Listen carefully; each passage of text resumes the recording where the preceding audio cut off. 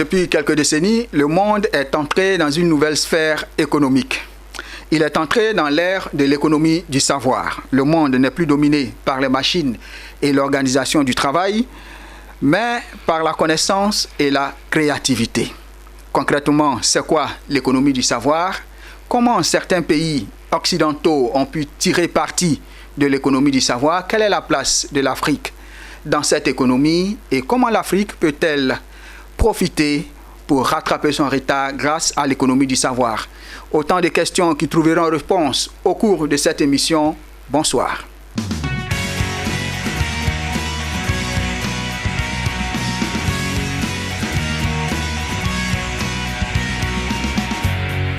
De retour sur le plateau dans ce numéro d'intelligence économique qui porte sur le savoir, vous verrez comment l'éducation est au cœur de la compétition entre les grandes puissances. 4 invités avec nous. Dr Alexis Kofi-Yeboah, bonsoir. Bonsoir. Vous êtes spécialiste en intelligence économique, consultant à l'école de gestion et de commerce ECG ici à Abidjan. Merci. Également un autre acteur du secteur éducation-formation sur le plateau, M. Serge Nedro, bonsoir. Bonsoir Jean-Charles. Vous êtes spécialiste en intelligence économique, vous êtes économiste, et puis vous avez également financé dans l'éducation-formation, vous êtes membre du conseil d'administration de ISPA Université. C'est bien cela? C'est bien cela. ISPA Université, qui est un établissement d'enseignement supérieur qui forme les cadres et les dirigeants africains. Également sur le plateau, M. Seka Yebi Athanase, bonsoir. Bonsoir, M. Charles Siwaye. M. Seka Yebi Athanase est diplomate. Vous étiez récemment en poste à l'ambassade de la Côte d'Ivoire en Corée du Sud. Vous y avez passé près de 8 ans. Vous êtes également doctorant en économie, en politique internationale à l'université Hankook. C'est à Séoul. Également sur le plateau, M. Sadia Zouzou, bonsoir. Bonsoir, Jean-Charles Sibaï. Vous êtes spécialiste en intelligence économique et stratégique. Si, c'est ça, exactement. Chers invités, on a longtemps parlé de l'économie agricole, ensuite on est passé à l'économie industrielle. Aujourd'hui, on parle de l'économie du savoir. Concrètement, Sadia, c'est quoi l'économie du savoir? Bien, l'économie du savoir, quand on parle d'économie, ça ramène à la notion d'un ensemble d'activités, plutôt d'une chaîne de valeurs qui est dans le domaine du savoir, notamment dans la production et dans la diffusion du savoir. Alors, mais avant cela, il convient quand même de donner une définition basique du savoir, qui peut s'expliquer comme l'ensemble des connaissances d'une personne, d'une collectivité, acquises soit par l'étude, soit par l'observation, soit aussi par l'expérience ou par l'apprentissage. Il faut dire que la définition du savoir a beaucoup évolué dans le temps. Et c'est une notion qui est très large et pour les besoins de l'émission quand même nous allons essayer de la circonscrire. Allons-y. Et dire qu'à partir de 2009, eu égard à l'évolution de la science et de la technologie, la définition du savoir a été ramenée à 3 piliers, notamment la recherche, développement et l'innovation. Le deuxième pilier, c'est l'éducation. Et le troisième pilier maintenant, ce sont les technologies de l'information et de la communication. Alors, l'une des voies pour, vous allez me poser la question de savoir comment quelles sont les différentes voies pour acquérir le savoir. Bon, nonobstant le fait que chaque être humain naît avec un patrimoine génétique dans lequel il y a un savoir naturel, mais il faut dire que l'une des voies, et la voie essentielle dans l'acquisition du savoir, c'est l'école, c'est-à-dire l'école prise dans son sens, dans son acception universelle. D'accord, merci beaucoup. Quelqu'un a-t-il quelque chose à ajouter? On voit bien la recherche et la technologie, on voit l'éducation et tout ça. Donc, c'est toute une économie, c'est une nouvelle richesse, c'est différent de l'industrialisation, c'est différent de l'agriculture. C'est quoi l'importance de cette nouvelle économie, Dr Yeboah? Mais je crois qu'on a parlé d'économie du savoir.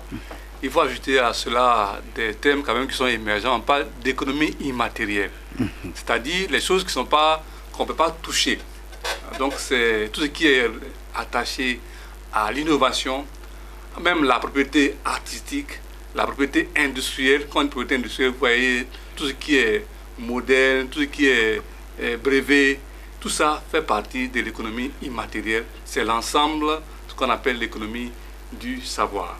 Et comme il a dit très bien, en fait, c'est un domaine qui a été, on va dire, pendant longtemps négligé, mais depuis qu'on a eu la mondialisation,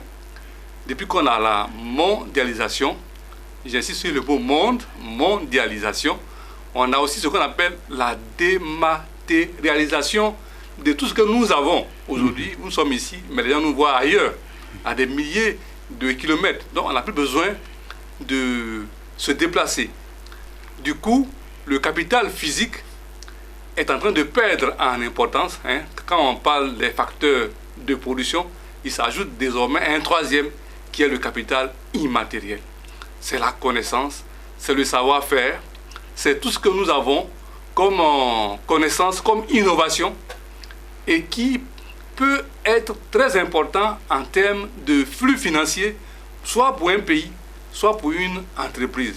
C'est pour ça qu'aujourd'hui, l'émission que vous organisez est très importante parce qu'on doit parler de cela, parce que nos pays, nos nations en Afrique, nous n'avons pas encore bien saisi parce que nous sommes, on parle de l'école, on parle de l'éducation, mais on n'a pas encore arrimé nos économies à cette partie qui rapporte. Enfin, je peux aller plus loin. Si allons-y. Quand nous regardons les grands pays, les États-Unis, l'Inde, ils ont toujours des endroits d'où vient l'innovation. Ici, dans nos pays, on a parlé... Quand vous parlez des États-Unis, j'imagine, je vois déjà la Silicon Valley. Exactement. Une agglomération pratiquement technologique où on retrouve tous les centres de recherche et tous ceux qui sont dans l'innovation. Tout à fait. C'est la même chose en Inde. Quand vous allez à Bangalore, vous avez les universités, vous avez les centres de recherche, vous avez les usines, tout ça dans un ensemble pas très éloigné. Et ce sont des vases qui communiquent, qui fait qu'il y a une fécondation de l'innovation. Les idées, le cerveau travaille, mais ce n'est pas un hasard. Il faut un plan d'action. Merci beaucoup. Nous y reviendrons. Alors, M. Sekayebi, vous étiez en Corée du Sud. Est-ce que cet exemple-là, vous l'avez remarqué pendant votre séjour à Séoul? Oui, l'exemple est très palpable. Il faut dire que l'expérience de la Corée est une riche expérience dans la mesure où le gouvernement coréen a investi dans les ressources humaines. Et donc, voici un pays qui n'a pas de pétrole, qui n'a pas de gaz, qui n'a pas de café ni de cacao. On peut dire un pays mal parti. Voilà, mal parti normalement. Mais aujourd'hui, c'est la 8e puissance économique. Pourquoi? Parce que le système politique coréen a investi dans les ressources humaines. Ils ont permis aux Coréens d'aller se former à l'étranger. Beaucoup sont allés aux États-Unis, d'autres en Angleterre. Et certains sont allés un peu plus proches dans l'Asie de l'Est. Et donc, ça leur a permis de revenir avec un bagage intellectuel pour propulser l'économie, le développement de la Corée du Sud. Donc les Sud-Coréens ont préféré investir dans la matière grise. Raison de plus pour que la Corée puisse être aussi dans une très bonne position. Aujourd'hui, la Corée vise le Japon comme référence. Parce qu'un pays, il regarde d'abord qu'est-ce qu'ils font. Ils font la formation des citoyens coréens, mais ils ont une référence. Donc chaque pays devrait normalement avoir une référence. Et nous avons une histoire commune avec la Corée du Sud. Et on peut par exemple voir que la Corée du Sud est une sœur jumelle. Il y a certains qui le disent, en 1960, la Corée du Sud et la Côte d'Ivoire avaient le même PIB, étaient au même niveau. Et bon, aujourd'hui, 60 ans plus tard, la Corée du Sud, 8e puissance économique mondiale, et la Côte d'Ivoire très loin. Et pour vous, c'est parce que la Corée du Sud a misé, a investi dans le savoir. Le savoir. Et donc aujourd'hui, il y a toute une gamme d'universités qui forment. Et vous pouvez voir que les Coréens, grâce à la formation, ils ont pu développer la Corée du Sud. Et vous avez aussi la formation qui permet aux Coréens d'entrer dans l'innovation et dans la technologie. On parlait tout à l'heure de l'économie du savoir, c'est la somme de toutes ces connaissances. Cette connaissance-là qui nous permet d'entrer dans une phase qu'on appelle le domaine de la créativité. Parce que dans la créativité, vous avez deux possibilités. Vous avez l'innovation et la créativité. La créativité, c'est le fait de créer quelque chose qui n'existe pas. Vous la créez, vous donnez naissance à un nouveau corps. Mais l'innovation, c'est quelque chose qui existe où vous apportez un plus. Par exemple, on crée une cuillère et puis vous ajoutez quelque chose pour assouplir la manière de tenir la cuillère. Ça, c'est l'innovation. Par exemple, vous créez une voiture, on a l'habitude de voir les voitures qui roulent, et puis vous créez un mécanisme qui permet à la voiture, pendant les embouteillages, de prendre un envol et de se conduire comme un avion. Oui. Voilà, c'est ça l'innovation. Et en Corée du Sud, on mise sur ce genre d'innovation. Voilà. Il y a toute une politique autour. Et ça a donné le résultat qu'on a. Vous avez par exemple l'aéroport Incheon, où vous avez atterri la dernière fois, M. Yeboah. Vous avez l'aéroport Incheon qui est occupé par la mer. Et les Coréens ont remblayé la mer, ils ont gagné de l'espace sur la mer, ils ont bâti un des aéroports les plus sophistiqués du monde. Tout ça grâce à la connaissance. Grâce à la connaissance. Merci beaucoup. Permettez-moi d'ajouter un peu à ce que M. Seka vient de dire tout à l'heure. Il faut dire que la Corée du Sud est la puissance économique qui investit le plus dans la recherche et développement dans le monde aujourd'hui. Et donc, cela donne bien les résultats dont il vient de parler tout à l'heure. Donc, c'est ce que je voulais ajouter. Merci. Monsieur Nedro, vous qui avez investi dans la formation, quels sont les enjeux aujourd'hui de l'économie du savoir? Effectivement, l'économie du savoir a plusieurs enjeux. Et l'un des enjeux importants, d'abord, c'est la maîtrise de la connaissance par chaque nation, par chaque État. Il faut dire qu'il y a la notion de production du savoir. Il faut qu'on sache qui produit le savoir, qui maîtrise le savoir ou la connaissance qui est produite et qui a véritablement la gouvernance de ce savoir-là. Aujourd'hui, voici les enjeux qui se posent dans le monde. Il faut dire que dans la gouvernance de l'économie de la connaissance, il y a un acteur majeur qui a pris de l'avance depuis 1960 sur les autres nations, c'est les États-Unis d'Amérique. Encore une fois, les États-Unis encore une fois, la première puissance économique a pris de l'avance dans l'économie du savoir. Exactement, avec l'arrivée du président Kennedy, et qui a dit aux États-Unis d'Amérique, il est important qu'on puisse emmener l'influence américaine par le soft power. Le soft power qui est une façon, bien entendu, de mener la diplomatie américaine, soit par la créativité, dans le domaine du cinéma, dans le domaine de la connaissance. Et les États-Unis ont réussi aujourd'hui à imposer les standards qu'il faut dans le domaine scientifique, par exemple. Ils ont imposé également les standards qu'il faut dans les domaines du cinéma et autres. Par exemple, aujourd'hui, si vous êtes scientifique et vous voulez avoir une renommée internationale, vous devez absolument écrire dans des revues de renommée internationale, mais qui sont des revues américaines et des revues qui ont des codes et des standards américains. Donc, vous voyez tout de suite qu'on peut parler plus ou moins de ségrégation en matière de savoir ou machin, mais ce n'est pas le cas, c'est parce qu'ils ont réussi à soumettre le reste des nations, et leur politique, leurs standards et tout ça. Et donc, véritablement, aujourd'hui, il y a eu ce temps-là qui est passé, et il faut dire qu'après le bombardement de Hiroshima au Japon, les États-Unis ont voulu aider le Japon, je crois bien, dans cette façon de faire pour pouvoir remédier à ce bombardement. Et les États-Unis voulaient se racheter quelque part. Ils ont ouvert la porte de leur université aux Japonais. Ils sont même partis avec des entreprises américaines qui sont allées se délocaliser et s'installer au Japon. Et donc, il y a eu ce transfert de technologie, ce transfert de connaissances là, et le résultat est connu. Le résultat est connu, et comme le diplomate disait tout à l'heure, M. Seka, comme il disait que la Corée du Sud avait pour référence, je crois bien, vous avez le Japon, mais il faut dire que c'est le même modèle que la Chine a développé. La Chine a eu comme référence le Japon également, et la Chine a commencé à transférer toutes les technologies que le Japon avait apprises des Américains, et la Chine s'est développée à partir de là. Et quand la Chine a démontré et a montré aux autres nations qu'elle était une nation, un marché puissant, un marché important, et avec la délocalisation, bien entendu, des entreprises américaines, des entreprises européennes qui voulaient avoir en son temps des coûts faibles de production et tout ça, ils ont appris de ce transfert de connaissances, de ce transfert de technologie, et ils sont aujourd'hui au rang où nous voyons la Chine en tant que l'une des puissances économiques mondiales. Donc je veux dire quoi? Qu'est-ce que je veux dire? Je veux dire que l'économie de la connaissance ou l'économie du savoir reste au cœur, vous voyez, des enjeux de puissance aujourd'hui. C'est un instrument important, et je voudrais ajouter pour finir ici que la connaissance est devenue aujourd'hui plus cher que le pétrole.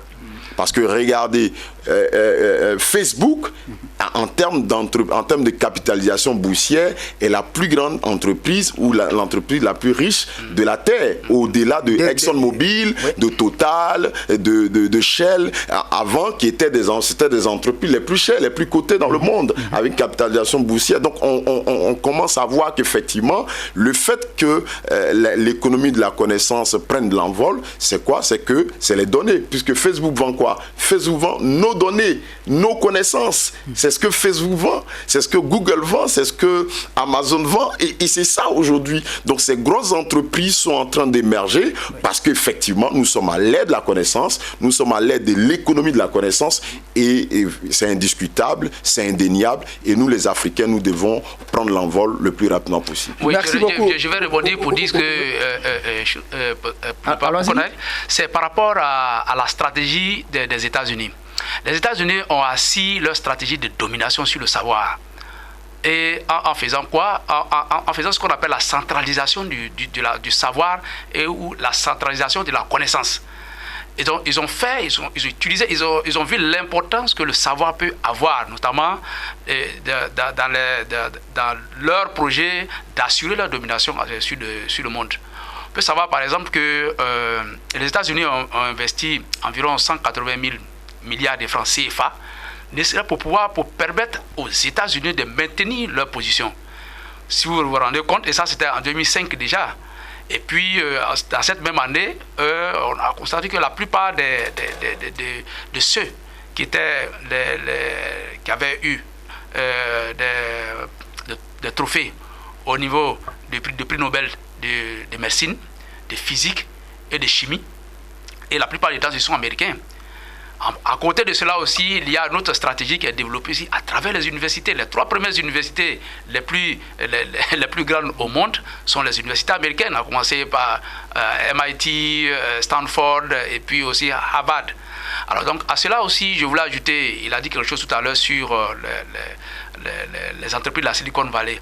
Effectivement, le président Vladimir Poutine a dit que les données à caractère personnel sont le pétrole du XXIe siècle. En le disant, il a mis en relief quelque chose de très important aujourd'hui, c'est que les données à caractère personnel entrent aussi dans le fonctionnement de ce qu'on appelle l'intelligence artificielle, dont nous avons déjà parlé sur notre plateau, qui est ici la technologie de demain aujourd'hui. Donc je vais dire que le savoir est quelque chose de très très très important, et les grands pays qui l'ont développé l'ont compris. En 1975, déjà les Chinois ayant senti, je vais rebondir sur ce que M. Nedro a dit à propos des Chinois, le Zhou Enlai et Deng Xiaoping qui avaient déjà étudié en Chine dans les années 1900, plutôt en France en 1920, se sont rendus compte que la meilleure façon de reprendre la place qui leur avait été enlevé, je l'ai dit, dans l'Antiquité, c'était à travers l'éducation.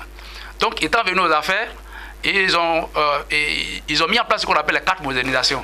Les 4 modernisations, il y a l'agriculture, il y a la science et la technologie, il y a l'armée, et aussi il y a l'industrialisation. Et c'est ce qu'ils ont fait. Et vous connaissez les résultats aujourd'hui. Vous voyez que la Chine est la première puissance aussi, enfin pratiquement en train de devenir la première puissance au monde aujourd'hui. Et tenez-vous bien, en 2019, la Chine, pour la première fois, depuis 1975, date de la création de l'Organisation mondiale de la propriété intellectuelle, la Chine a devancé les États-Unis en matière de dépôt de brevets. Donc la Chine a déposé 58 000 brevets devant les États-Unis qui en ont déposé 57 000. Donc c'est vous dire, avec les résultats que nous voyons aujourd'hui, que je veux dire que le savoir est véritablement important. Je termine maintenant sur Cuba. Cuba a été mis au ban, je veux dire, à cause de la loi Helms-Burton dont nous avions déjà parlé ici, que Cuba était sous embargo. Mais comment cette île a permis, qu'est-ce qui a permis à cette île aujourd'hui de pouvoir résister sur le plan économique? C'est ça, parce que moi personnellement, je suis un peu surpris. Pendant la période de coronavirus, tous les pays occidentaux voulaient des médecins cubains. Bien entendu. Alors, je me dis, un pays sous embargo pendant des années, un pays dirigé par un dictateur, un pays blacklisté. Alors, il y a encore de la matière grise à Cuba? Mais bien entendu, ils se sont appuyés sur la matière grise, puisque la loi Helms-Burton, qui était prise au temps de Kennedy, ils étaient sous embargo. Qu'est-ce qu'il fallait faire? Quand ils ont le dos au mur, ils ont compté sur les ressources. Donc c'est pour cela qu'en moins d'un an, Fidel Castro et son groupe de barbus ont réussi à vaincre l'analphabétisme. De sorte que Cuba est, si je ne me trompe pas aujourd'hui, la première puissance en ce qui concerne le taux d'alphabétisation dans le monde aujourd'hui. Donc cela leur a permis, pendant près de 40 ans, de former près de des milliers de médecins. Et on estime pendant 40 ans qu'environ 67 000 médecins ont été envoyés à travers le monde pour pouvoir, et dans près de 90 pays.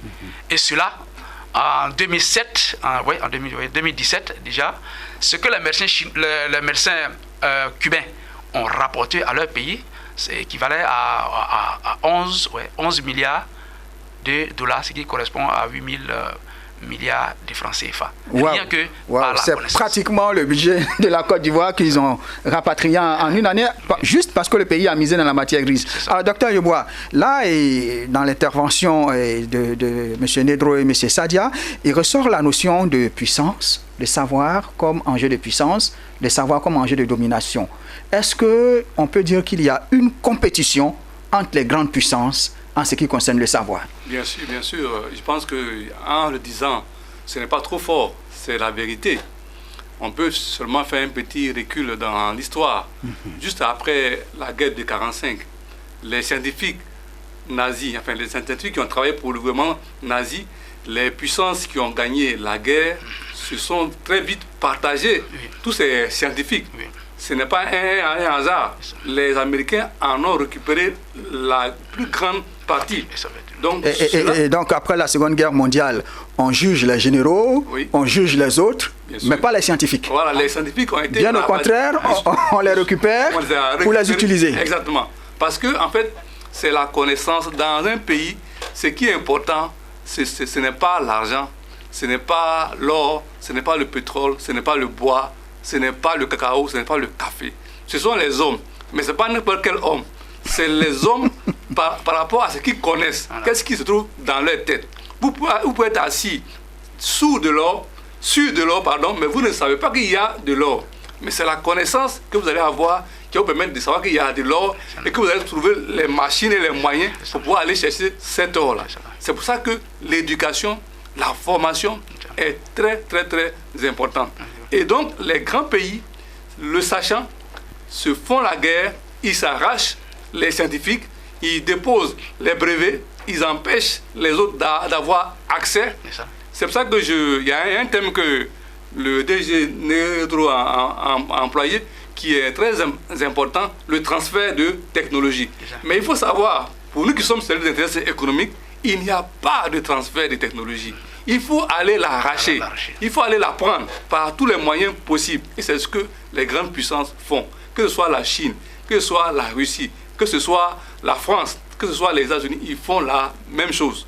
Et je termine par un seul exemple. Nous avons eu quelques années, quand j'étais encore étudiant, on a un professeur de pharmacie qui a été invité en Russie pour une conférence banale.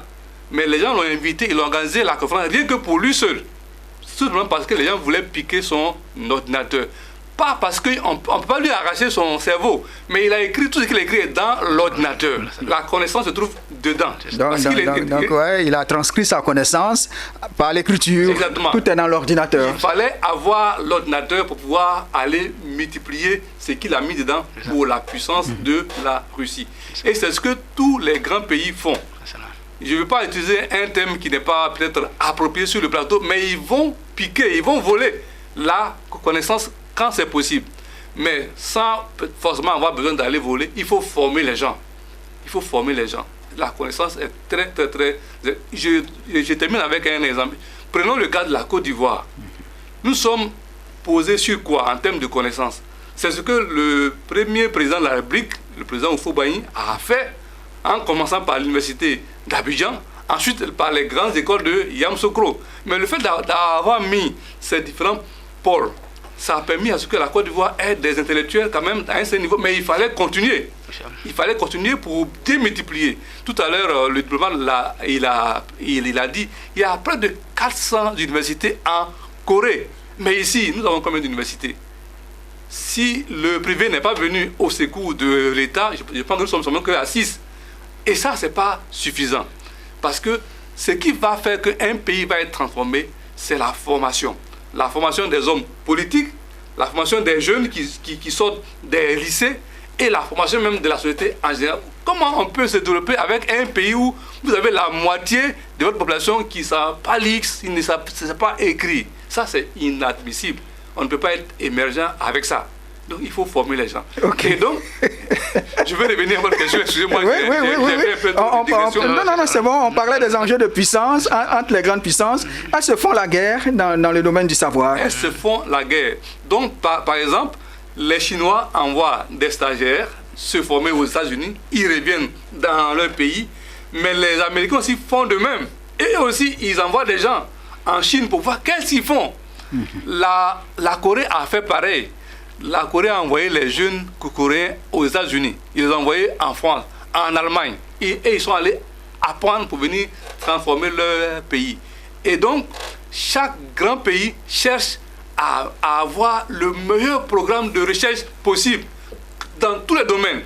Domaine médical, domaine aérospatial, dans tous les domaines. Donc, ils vont à l'essentiel. Ils cherchent l'excellence. Donc là, vous avez les pôles d'excellence dans tous les pays, dans tous les grands pays. Il n'y a que seulement qu'en Afrique. Heureusement que nous sommes réveillés quand même. Hein. Malgré tout, ici en Côte d'Ivoire, tout près de nous, ici au Ghana, au Rwanda, nous avons quelques modèles. Mais les grands pays se font la guerre parce qu'il faut former les gens. Il faut aller chercher la connaissance. Je voudrais m'arrêter là. Ok, oui. Je rebondir un peu sur ce que mon cher frère, M. Dubois, il disait tout à l'heure, et puis revenir aussi sur ce que mon frère Ledro disait. Par exemple, il a parlé du soft power. La puissance douce. Voilà, la puissance douce. Mais c'est parce qu'il existait le hard power, la puissance forte. La puissance forte est exprimée par l'organisation du système militaire. Et déjà, après la Deuxième Guerre mondiale, les Américains se sont rendus compte qu'il ne faut plus chercher à gagner des territoires par le hard power, c'est-à-dire par la puissance militaire, mais il faut gagner des espaces commerciaux, donc par le soft power. D'où l'initiation et la formation des Américains, l'innovation en matière de technologie. Et vous avez vu que la connaissance du système militaire nous envoyait à ce qu'on appelle la connaissance des nouvelles technologies.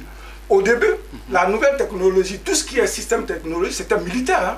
C'était pas. C'était à des fins militaires. Voilà, à des fins militaires. Et puis après, doucement, ça glissait. Ils ont compris qu'il fallait occuper des espaces en termes commerciaux et ça a glissé. Et aujourd'hui, on a le résultat que nous avons. La compétitivité, la concurrence et la compétition existent. Pourquoi est-ce qu'on classe les pays? À partir de quel barème on dit les États-Unis, première puissance, qui est deuxième puissance, ainsi de suite? C'est parce qu'il y a une compétition qui existe. Et cette compétition n'a son barème, n'a son élévation qu'à partir de l'éducation, de la formation des uns et des autres. Et donc les Américains, ils l'ont compris, les autres pays l'ont aussi compris.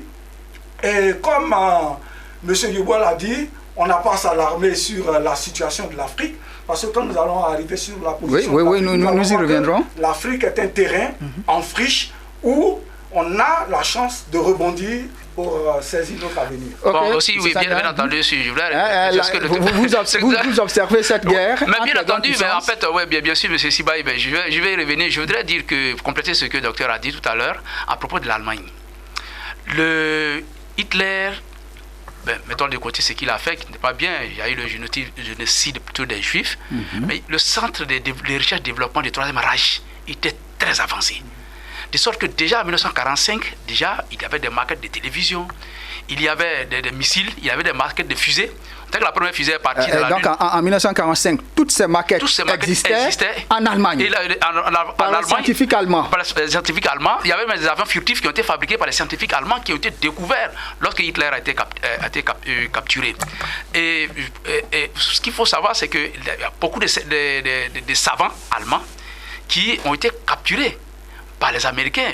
L'un des plus célèbres, c'est Einstein, qui a fait défection au dernier moment. Les savants juifs ont été mis dans des conditions. Et chaque fois qu'il y avait une idée innovatrice, ces idées étaient envoyées à l'attention d'Hitler.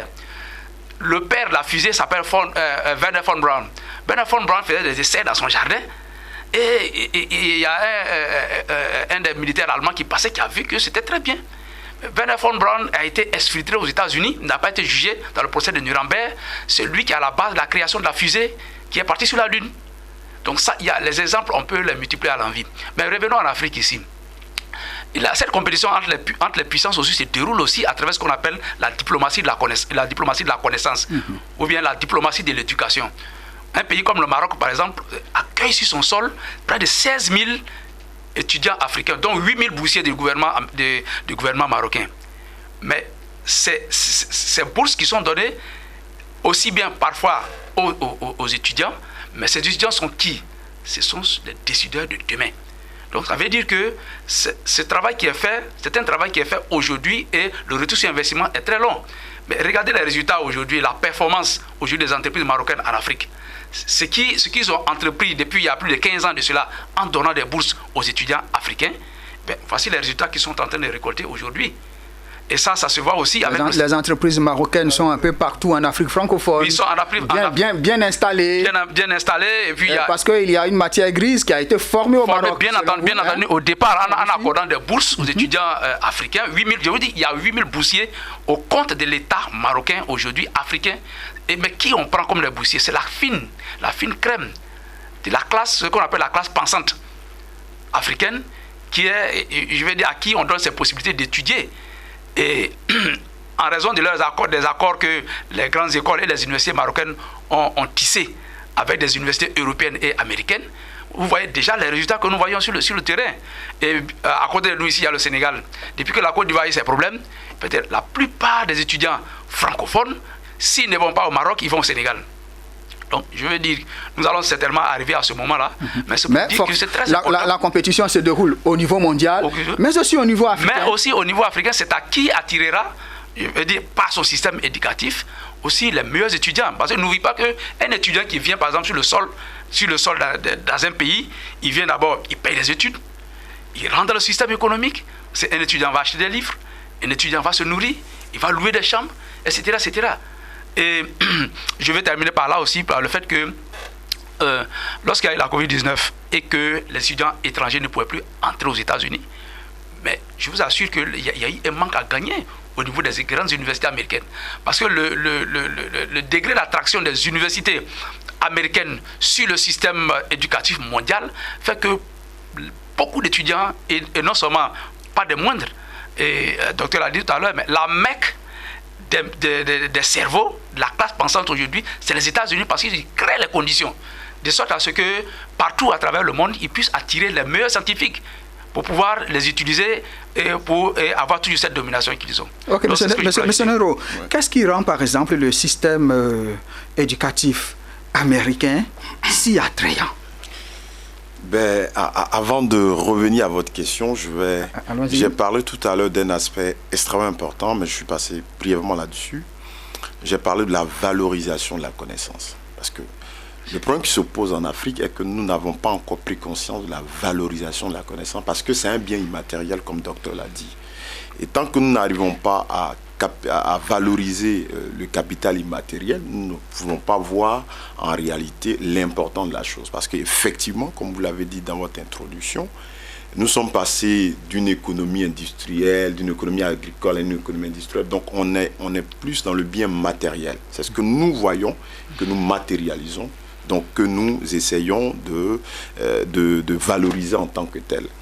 Et vous l'avez si bien dit tout à l'heure, en réalité, nous sommes, sans faire de publicité, un fonds d'investissement. Nous avons décidé d'investir à la fois dans l'énergie et dans l'éducation.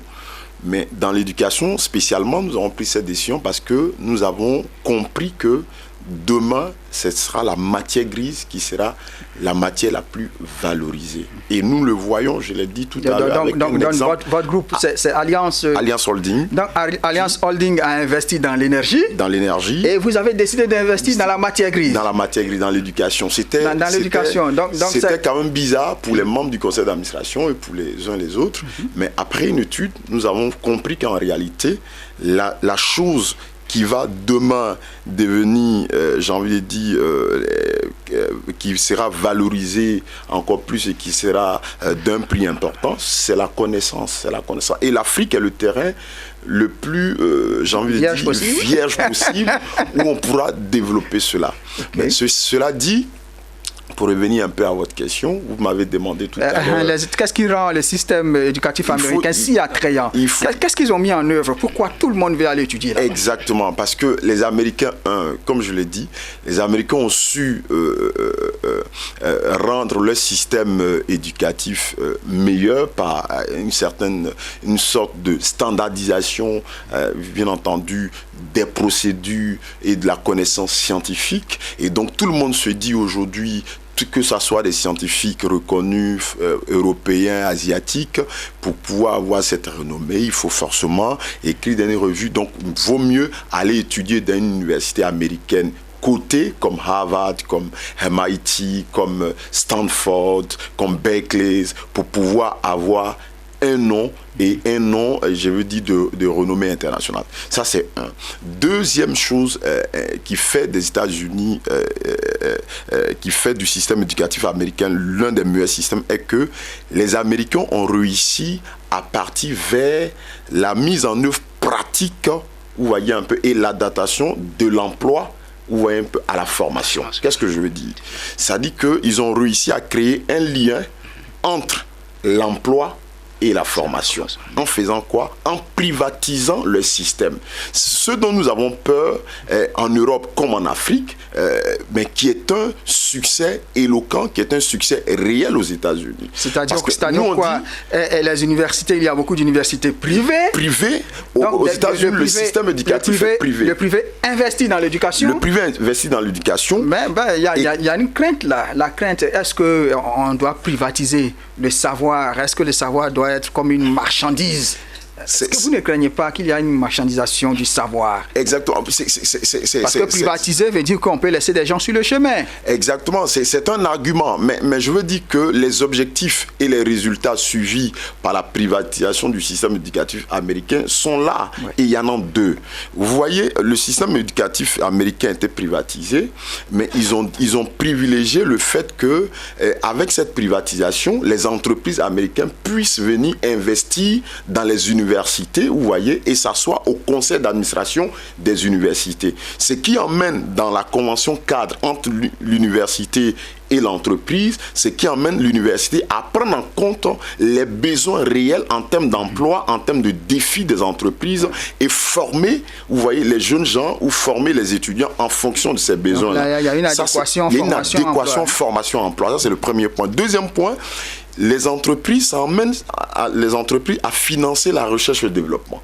C'est les entreprises aux États-Unis qui financent la recherche et le développement dans les universités comme Harvard, comme MIT. Pourquoi? Donc ce n'est pas forcément l'État. C'est pas forcément l'État. Parce que par exemple, une entreprise comme, j'ai envie de dire, Google ou Amazon ou Facebook peut dire, moi je veux créer peut-être une voiture qui va rouler seule, mais je vais la mettre comme un produit public dans 30 ans. mais c'est maintenant qu'on fait les études.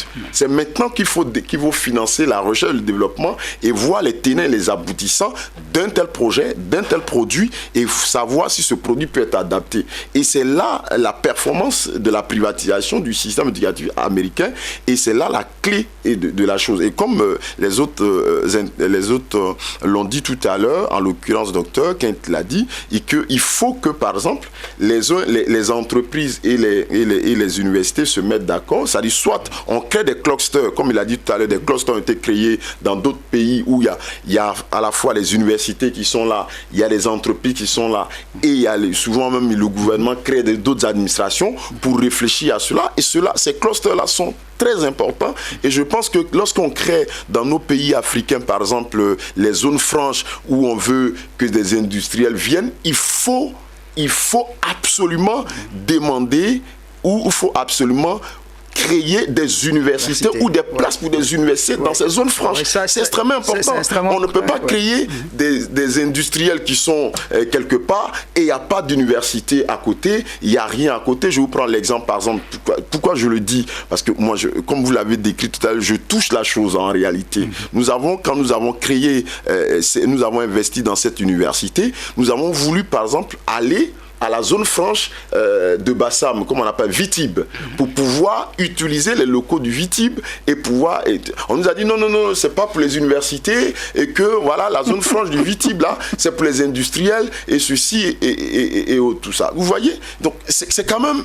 Si des industriels sont là, si le Vitib, qui est une zone franche pour les nouvelles technologies, pour les compagnies ou les entreprises des NTIC, si c'est cela, ces compagnies-là ont besoin du savoir et de la connaissance développée dans les universités. Donc une université comme la nôtre était la bienvenue pour ces différentes entreprises de Vitib, pour que nous puissions leur apprendre et leur montrer s'il y a des savoirs ou j'ai envie de dire des connaissances qu'on a apprises ou bien que nos professeurs qui viennent d'ailleurs peuvent diffuser ou donner à nos apprenants. Donc vous voyez, c'est ce qu'il faut aujourd'hui et c'est ce qui fait aujourd'hui le succès, bien entendu, du système éducatif américain. Docteur Yeboah, on va revenir au continent africain.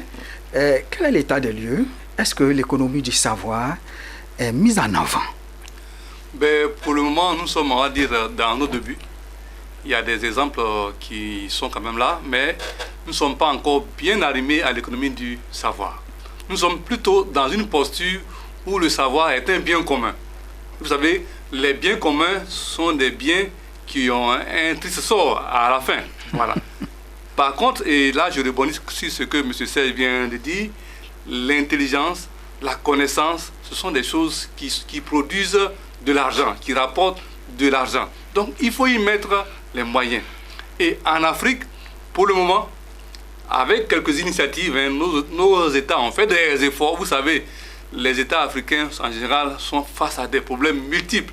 Donc, du coup, ils ont souvent du mal. Mais nous sommes là pour essayer de dire, c'est là qu'il faut aller, c'est là qu'il faut mettre les moyens. Ce n'est pas ailleurs, en fait. Il faut mettre les moyens dans les hommes. Si les hommes sont bien formés, ils vont transformer la matière première sur laquelle Dieu les a établis. Donc, il est bon que les États fassent. Et en Côte d'Ivoire, on a un début. Tout près de nous, au Ghana, nous avons un bon exemple. Google Maps vient de s'installer. Tout à fait. Au Rwanda, nous avons le président de ce pays a fait en sorte que la crème de l'Afrique en matière de mathématiques, en matière de physique, en matière de ce qui est scientifique, se retrouve aujourd'hui à Kigali pour étudier. En Éthiopie, c'est pareil. En Afrique du Sud, c'est pareil. Donc, mais c'est des choses qui sont timides parce que nous sommes le continent où la jeunesse est immense. Nous avons une forte jeunesse. Donc, c'est là que nous pouvons mettre les moyens pour que les gens étudient, pour qu'il y ait... En fait, notre problème, c'est quoi? Ici, on a séparé la formation des entreprises et de la recherche. Il n'y a pas de lien. Vous voyez des universités qui forment des grandes écoles même qui forment des gens, mais ils ne savent pas où ils vont travailler. Non, on doit former les gens en ayant pris soin de connaître les besoins des entreprises. Mais les entreprises viennent déposer leurs besoins dans les universités et les universités maintenant font des programmes en fonction. Mais derrière, il faut qu'il y ait la recherche scientifique. Là où les gens réfléchissent pour créer ou pour innover. Mais lorsque tout ça c'est cloisonné, vous ne formez que des bureaucrates, des gens qui vont travailler pour l'administration. Mais il n'y a pas que ceux-là. C'est vrai, ils sont importants, mais là où la richesse vient, c'est par les entreprises, par les PME. Mais les PME, enfin, je vais terminer avec l'exemple de la Silicon Valley. Vous avez le fait qu'il y a une fermentation d'idées, entreprises, universités, centres de recherche. Donc cela automatiquement permet de créer des start-up. Des start-up qui sont dans des centres incubateurs, qui font que automatiquement, lorsque un produit sort, le produit ne peut qu'être vendu et répondre aux besoins de la population, aux besoins des Américains. Et ça devient un produit mondial. Et tout le monde est obligé d'acheter pour augmenter la richesse de ce pays. Aujourd'hui, tout ce qui est innovation vient des États-Unis. On veut ou non, parce qu'ils ont su mettre les conditions. On ne demande pas ici à l'État de financer forcément la formation ou bien les centres de recherche. Mais l'État a le devoir de créer les conditions. Par exemple, faire baisser la fiscalité. Faciliter même le fait que les universités privées doivent s'installer. Il faut leur faciliter la vie. Pour éviter aussi que les gens créent des universités qui ne répondent pas aux besoins des jeunes. Mais c'est ça qui manque. Et là, aussi, je vais terminer avec un point très important. Nous avons ici les lycées d'excellence. Mais il faut les multiplier. Parce que le jeune, quand il a son bac à 16 ans, à 17 ans, à 18 ans, il peut tout apprendre. Mais il faut lui donner les conditions. À l'époque, avec dans notre pays, il y avait là, vous donnez là le cas de la Côte d'Ivoire. Allons-y. Il y avait les bourses. C'est-à-dire à l'époque du premier président, voilà. Félix Houphouët-Boigny. Un étudiant ne se pose pas des questions. Où est-ce que je vais dormir? Comment je vais me transporter pour aller à l'université? Comment je vais manger? Tout ça, c'était des choses qui étaient réglées. Mais il faut que ces choses-là arrivent. Encore, il y avait même les internats. Le nombre d'étudiants a augmenté. Le nombre d'élèves a augmenté. Mais il y a des solutions. Attention, les choses sont en train de changer. C'est ça. Oui, on va revenir aux solutions. Sadia, quel est l'état des lieux en Côte d'Ivoire? L'économie du savoir fait partie des priorités selon vous, quand vous observez? Bon, l'économie du savoir, je veux dire que le savoir, la façon dont on le considère est pratiquement à l'état embryonnaire. Ici, et pour appuyer cela, il faut voir les différents rankings qu'il y a. Il faut dire que les rankings, ce sont les classements annuels qui sont faits au niveau des universités à travers le monde. L'un des rankings les plus réputés, c'est le QS, qui classe les 1000 meilleures universités à travers le monde. Et dans ce ranking d'université, l'université africaine qui est cotée, la première université africaine, c'est l'université du Cap en Afrique du Sud, qui est à la 200e place. La deuxième université est sa collègue de Witwatersrand, ça c'est en Afrique du Sud aussi, se trouve à la 400e place. Et puis, il y a une université au Caire, qui se trouve aussi à 450 places. Alors, donc, il y a ça. Et dans le ranking des meilleures universités, des 100 meilleures universités africaines, la Côte d'Ivoire, aucune université ivoirienne ne s'y trouve. D'accord. Attends, Sadia, on va mieux expliquer. Oui. Donc, on vient sur le continent africain. Oui. Parmi les 100 meilleures universités en Afrique, il n'y a pas une seule université ivoirienne. Il n'y a pas une seule université ivoirienne. Allez-y parler d'émergence. Oui. Et encore, je viens. Oui. Et puis, parmi les universités francophones, les 15 premières universités francophones, il n'y a pas d'université ivoirienne. Il n'y a aucun établissement secondaire, plutôt, il n'y a aucun établissement supérieur ivoirien dans les 15 premières universités ici en Afrique. Et si on vient en Afrique de l'Ouest, vous allez trouver des pays qui sont quand même, je vais dire, dont les revenus sont quand même modestes par rapport aux universités, à la Côte d'Ivoire. Vous avez l'université d'Abomey-Calavi, l'université de Ouagadougou qui est 96e, l'université de Yaoundé, l'université de Lomé. Et ces universités, c'est tout dans les classements dans lesquels on ne trouve aucune université ivoirienne. Donc Ça, pour je vous vous, le dis. les chiffres parlent d'eux-mêmes. Ils sont très clairs. Les différents rankings sont faits. Et chaque année, en 2019, Vos collègues veulent qu'on relativise. Moi, je voulais qu'on relativise Oui, parce oui, que, en fait, en réalité, comme je dis, le monde est standardisé. C'est ça. Voilà. Et aujourd'hui, il faut dire qu'il y a une façon avec laquelle les universités doivent se comporter pour être même, j'ai envie de dire, nominées dans ces classements-là. Est-ce que vous voyez un peu? Donc, quand vous voyez que dans ces différents classements, nous ne sommes pas là-bas, c'est parce que c'est pas parce que le savoir, ce que je veux relever, c'est pas parce que le savoir produit en Côte d'Ivoire est mauvais, mais c'est parce que nous ne respectons pas les standards imposés aux universités avant d'y accéder. Par exemple, je vous prends un exemple très simple. Dans le ranking de Financial Times et que QSEO, tout ça, on vous dit non. C'est pas simplement, j'ai envie de dire, ce qui est distillé comme information, comme connaissance par le professeur qui importe, mais il y a le rang du professeur, il y a la sortie des étudiants. Quand ils sortent, il y a combien d'étudiants qui ont déjà trouvé du travail dans les 3 mois qui suivent. Il y a le niveau de salaire des étudiants. Donc, il y a quand même un certain nombre, vous voyez un peu, un certain nombre de points d'obligation à respecter. C'est pour ça que je dis qu'il y a des standards. Donc, Oui, c'est pas parce que je comprends, nous avons les meilleurs... je défends quand même la Côte d'Ivoire. Nous avons les meilleurs professeurs, nous avons les meilleures connaissances. Oui, lorsqu'on cite des pays économiquement moins développés que la Côte d'Ivoire, qui font partie du Monsieur Jean-Charles, c'est parce qu'on est dans cette autosatisfaction qui fait qu'on ne se rend pas compte que le monde est en train de changer autour de nous. Ces rangs qui ne se font pas à la tête du client parce que soit on n'aime pas les écoles ivoiriennes, mais vous avez dit très bien, vous avez oublié aussi de citer parmi ces critères-là, par exemple la réputation académique. Mais il y a tous ces critères-là qu'aucune université ivoirienne, enfin aucune, je vais dire, dans le rang qui a été, auquel moi j'ai eu accès, qui ne respecte pas ces rangs. C'est dommage, mais c'est notre pays. Je vous comprends en tant que fondateur. En tant que fondateur d'établissement scolaire, je vous comprends. Non, je ne suis pas fondateur, je suis membre d'un je suis membre d'un fonds d'investissement qui a investi là-dedans. Vous avez investi, donc vous avez créé. Oui, mais on a créé. Ce que je veux dire, je termine juste en quelques secondes. Ce que je veux dire, je suis d'accord avec votre analyse.